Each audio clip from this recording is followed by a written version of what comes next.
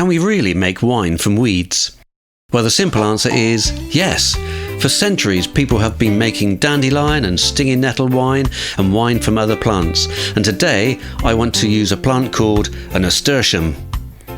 Now, I know many people will say they're not weeds. And I must admit, I'm in two minds, as they're edible, attractive plants with bright flowers and can be used in salads. But many gardeners would tell you that they act like a weed, in that they are self-seeding and they spread like anything year after year once they're introduced to a garden.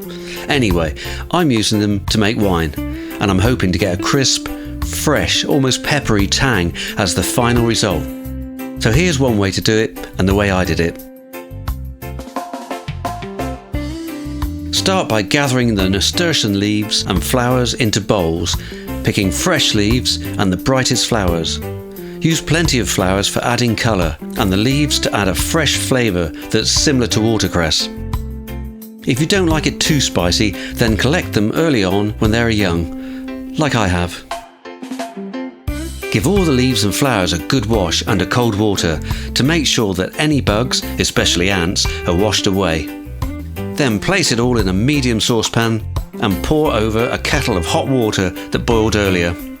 Bring the pan to a simmer for about 15 minutes, stirring the nasturtiums now and again. Turn off the heat, cover the pan and let it cool down for a bit, say about 30 minutes. Sanitize everything as always and get the demijohn ready. I used a colander and a plastic funnel that was way too small, and I made a bit of a mess when some of it went down the sides, but most of the leaves and flowers were caught in the colander. So next I added about 1 kilogram of ordinary granulated sugar, which I already dissolved in about a litre of hot water.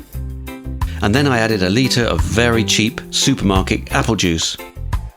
I then added a nice big squeeze of lemon juice for acidity. Next I take a hydrometer reading, and it's at 1.110, which is plenty high enough.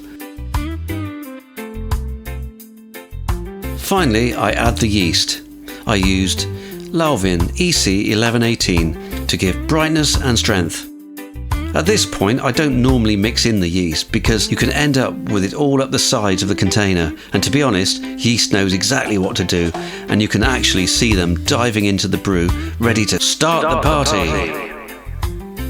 So it's now time to add the airlock and let it do its thing. As you can see, the next day it's frothing and bubbling away nicely. Often, I'll place the demijohn into a PVC bowl just in case it all bubbles over and makes a mess all over the floor.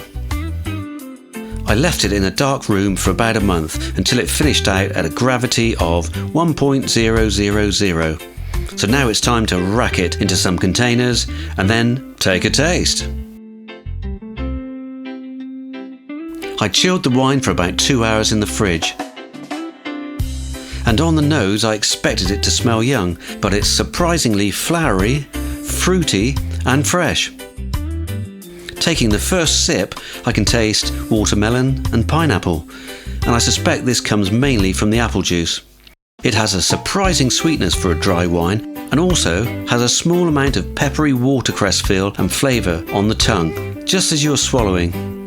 What a complete success this is, and cost-wise, it's like 1 kilogram of sugar, 1 litre of super savour apple juice for less than £1, and a bowl full of weeds, nasturtiums, creating about 6 bottles of wine at over 14%, and I'll leave it for a while longer to enjoy before the summer ends. And you can do the same.